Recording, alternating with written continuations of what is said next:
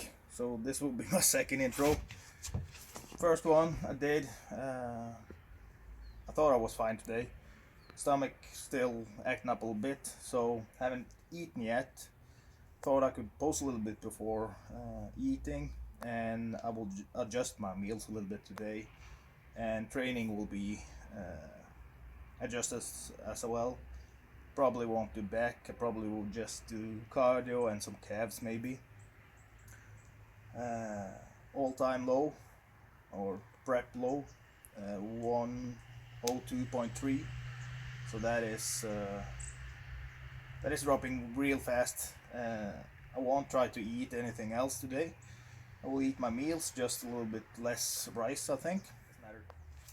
Hopefully my stomach gets better, and tomorrow I'll be back on plan, and we'll see what we need to do tomorrow.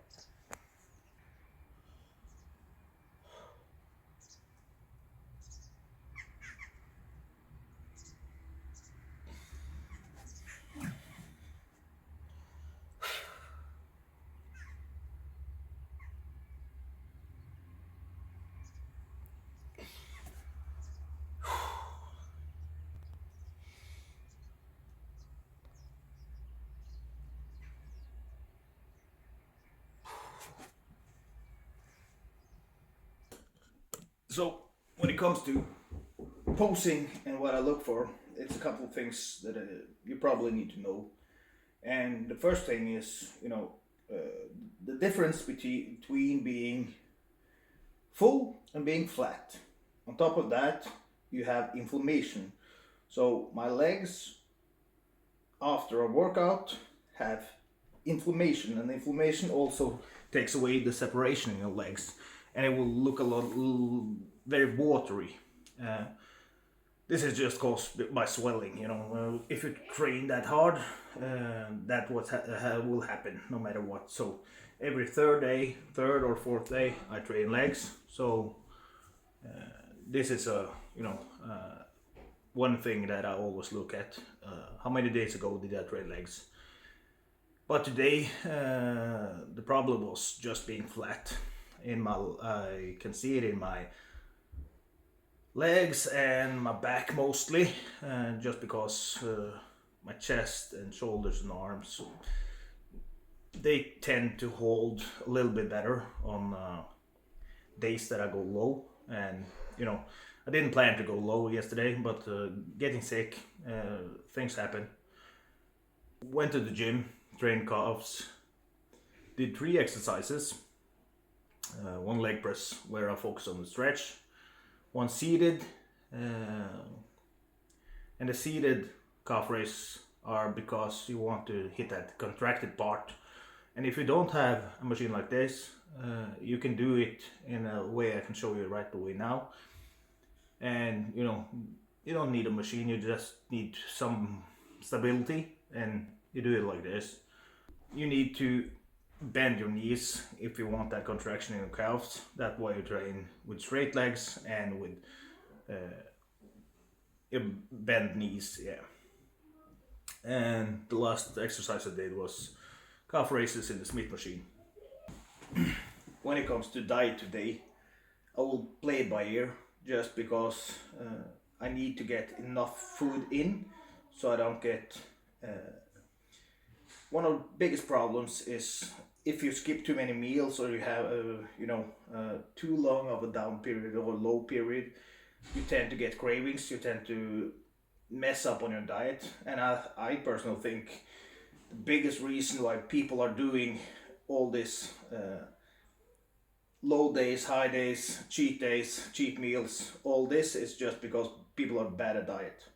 Really, because you have a lot of athletes, and a lot of those athletes probably screw up on the diet, and you end up pushing and pulling a little bit. And if you want to reach their goals, you kind of have to give them a carrot once in a while. And that's why most coaches implement those cheat days or cheat meals, or meals that ain't beneficial. I know the science behind doing cheat meals or having a break from your diet, But then again, like I said before, when are you really pushing? When do you really need that refeed? And how far can you push before you start implementing those things? So, me being now 5 weeks away from starting my carb up, 35 days till I start my carb up, I still have a lot of time. So, even if I push a little bit too hard, I will notice when I push too hard or if I don't push hard enough. So, these changes will be made, but consistency is key for me. With yesterday and today being two low days, I kind of need two things to stabilize before I'll understand how my body reacted. You will always end up with days like this, or days worse than I've been through, where you can choose the way I go, or you can choose the lazy way where I say, I'm sick, so I can do whatever I want. When it comes to everything I do on prep or do with bodybuilding or anything, it's like an investment, a very very very low reward investment. So every everything I put in, I'll get a little bit back. So if like I said,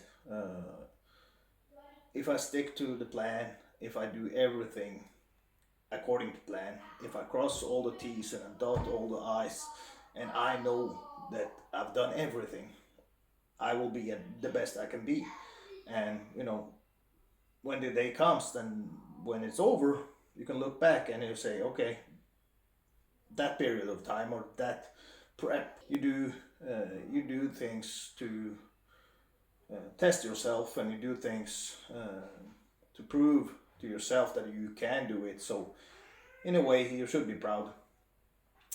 Yeah, I don't want to make this too long, so I'll do arms tomorrow, I think, because I don't want to put in like a high output day like legs or back tomorrow, just because I need to fill back up a little bit, and arm day will do me good.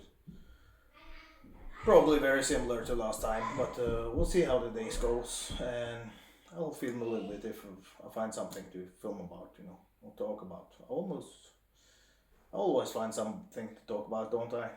So, see you guys tomorrow. Like the video, subscribe to the channel. See you.